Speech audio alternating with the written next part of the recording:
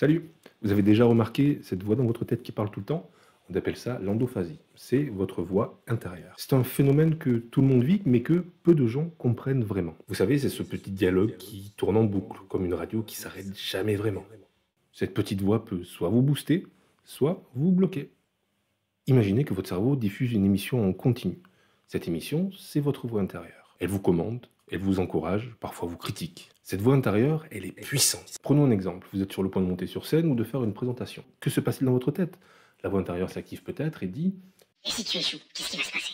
ça vous plombe direct et votre morale en prend un coup. C'est ce que l'on appelle le dialogue intérieur négatif. Cette voix intérieure peut devenir soit la source de votre stress, soit la source de votre motivation.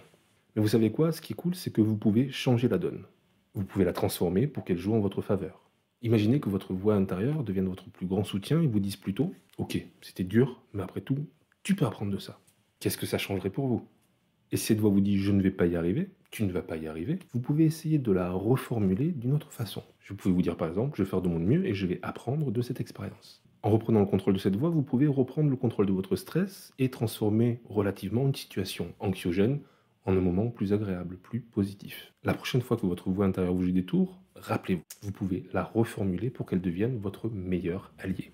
Et si vous voulez en apprendre un petit peu plus sur votre pensée intérieure et des méthodes pour la transformer, il y a mon livre, mon guide pratique des émotions, comprendre et agir, que vous trouverez sur Internet. À bientôt!